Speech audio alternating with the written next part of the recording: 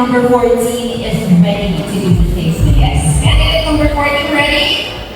We now do not have so much time in the world. I have to read your question now. Ready? Okay.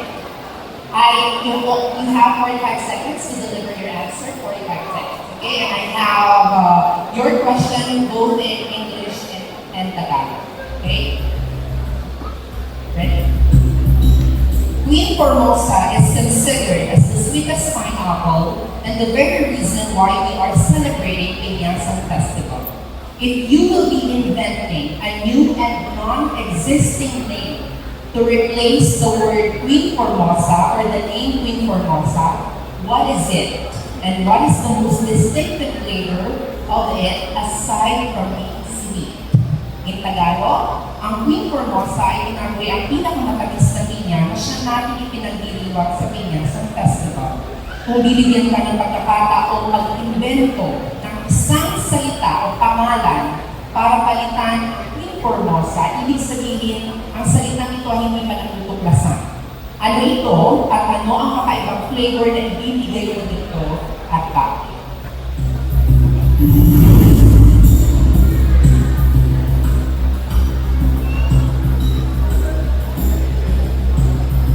So, thank you for the question. If I would to replace the name Queen Formosa, it would be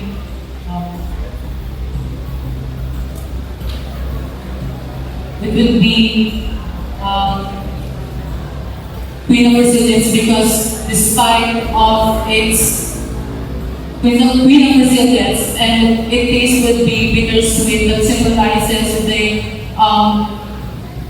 despite the challenges and struggles of growing a particular pineapple, still it is managed to overcome all those fears. Thank you very much, candidate number 14. Let's have candidate number 17. Hi, candidate number 17. Let's go straight to your final Q&A, okay? Let me take a breath. Okay. Take a deep breath. Okay. Feel the moment. There you go. So again, you only have 45 seconds to deliver your answer. When it's done, your microphone will be automatically turned off. I have your question both in Tagalog and English. Let me finish reading. Okay? Queen Formosa is considered as the sweetest pineapple and the very reason why we are celebrating Peñasang Festival. If you will be inventing a new and non-existing name to replace the word Queen Formosa, what is it and what is the most distinctive flavor that you will give to it aside from being sweet? In Tagalog, ang Queen Formosa ay tinaguri ang pinakamatamis na pinya na siyang dahilan kung bakit ipinagdiriwag natin ang Peñasang Festival. Kung bibigyan ka ng pagkakataon na bigyan ito ng bagong pangalan o mag-invento ng bagong pangalan, ibig sabihin, salitang hindi pa natutuklasan, ano ito at ano ang kakaibang flavor ng pinyang ito bukod sa pagiging matamis? Okay, which one? Both Tagalog or in English? According to our judges, it's unfair, so you have to answer the question. Time starts now. I would like to invent the name of Miss. It's a representation of responsibility and accountability, which is the name of Queen. A sweetness and a bitterness, which is the Ampalaya. Ampalaya Formosa. Because I believe that Ampalaya is representation of tribulations, problems that we have in our life. And I think that is we are susceptible. But we think for that, we are here standing in front of you. We are susceptible in many tribulations in life, and we have to be strong. And we believe in that thing, we can see the better future that we all dream of. Thank you very much, candidate number 17. And while we are waiting for our candidates to fully be isolated, candidate number 8, how does it feel to be within the top 5 finalists? First, it has been my longest dream to be joining Beauty Pageant. And to tell you honestly, this is my first time. And I am really happy right now that I'm not just here for the top 10, but I'm for the top 5. That's not the question. Not yet, okay? We are still waiting for our sign that we can proceed. And Maya, I'm curious, who made your gown? Who styled it tonight? It's my mother and manager, Kuya Mag Ever. Wow, a very, very familiar name in the entertainment industry. Would you like to say hello to your friends who's watching right now? Meron ka bang kasama ngayon? Family? Of course, there's a lot of people I actually see right now that's very familiar. First, I would like, of course, to thank my family for being here. I wasn't expecting their presence since I actually scripted this. I didn't tell them that I was joining a beauty pageant.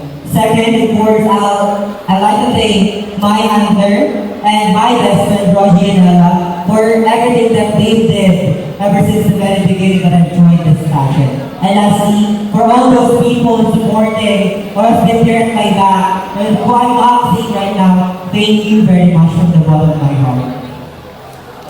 Very grateful. It's important to express your gratitude towards people talaga. I think we are now ready. So, the other 4 candidates are now sealed. Okay? Ayan, talaga sila, naka-impake sila ngayong gabi. Wala silang maririnig ng aking Judges, tabulation ready, score sheets ready before we read the question? Okay. There will only be one final question for all 4, and again, you only have 45 seconds to answer the question. Okay? Timer on screen, please. And it will automatically start right after I finish the question. Okay? There will be English and Tagalog version. Okay? I will read you both. Queen Formosa is considered as the sweetest pineapple and the very reason why we are celebrating Pinyasan Festival. If you will be inventing a new and non-existing name to replace Queen Formosa, what is it and what is the most distinctive flavor of it aside from being sweet? In Tagalog, ang Queen Formosa ay tinaboy ang pinakamatamis na pinya na siya nating ipinagdiriwang ngayong Pinyasan Festival. Kung bibigyan ka ng pagkakataon, mabigyan ito o mag-invento ng pangalan para palitan ang salitang Queen Formosa, ibig sabihin isang salitang hindi pa natutuklasan. Ano ito at ano ang kakaibang flavor nito bukod sa pagiging matamis? Well, thank you very much for that very mind-boggling and thought-provoking question. If I would be inventing another name for Queen Formosa, that would be Malalas Sumoy. We all know that Queen Formosa is the sweetest pineapple in the world, but no one has seen what would be the taste when it's not rotten. But if we are going to think of something more of the sweetest pineapple, we can definitely offer it not just here locally, but we can definitely offer it globally and be one distinct product from that Camarines Norte. Malay na hindi tayo. We now have candidate number 16. Hello, candidate number 16. Please step forward. We don't have so much time in the world to do a casual interview. We'll proceed to the final Q&A, okay? Yes. Alright. You have 45 seconds to deliver your answer. Automatically, your microphone will be turned off once it's done. I have your question both in English and Tagalog. That you can know before you deliver your answer. Clear? Queen Formosa is considered as the sweetest pineapple and the very reason why we are celebrating Pinyasan Festival. If you will be inventing a new and non-existing name to replace Queen Formosa, what is it and what is the most distinctive flavor that you will give to it aside from being sweet? In Tagalog, ang Queen Formosa ay tinaboy ang pinakamatamis na pinya na siya namin ipinagdiriwang sa Pinyasan Festival. kung bibigyan ka ng pagkakataong mag-invento ng bagong pangalan para palitan ang salitang Queen Formosa, ibig sabihin isang salitang hindi pa natutuklasan. Ano ito at ano ang kakaibang flavor na ibibigay mo dito at bakit? Well, you know, maybe we're given a chance to change the name of Formosa to another name. I would name it Love Royal. Well, for me, it represents, of course, love. Ladies and gentlemen, always believe in the magic and the miracle of love. Because through love, every ways and means of everything will takes on its place. Thank you so much. There you have it, our candidate number 16. Okay, we have candidate number 18. Is she the last candidate? Yeah, she is. Okay, you're the last candidate. Now you have the very last chance to prove to the judges and to the people of Diet that you are the one. Okay? By answering this question. Again, same drill, you only have 45 seconds. I have your question both in English and Tagalog. Let me read it both before it proceeds to your answer. Clear? Okay. Queen Formosa is considered as the sweetest pineapple and the very reason why we are celebrating Pinyasan Festival. If you would be inventing a new and non-existing name to replace Queen Formosa, what is it and what is the most distinctive flavor of it aside from being sweet? In Tagalog, ang Queen Formosa ay tinaguri ang pinakamatamis na pinya na siyang dahilan kung bakit natin ipinagdiriwang ang Pinyasan Festival. Kung bibigyan ka ng pagkakataong mag-invento ng bagong pangalan kapalit ng salitang Queen Formosa, ibig sabihin nito ay isang salitang hindi pa natutuklasan. Ano ito at ano ang kakaibang flavor ng pinya ito bukod sa pagiging matamis at bakit?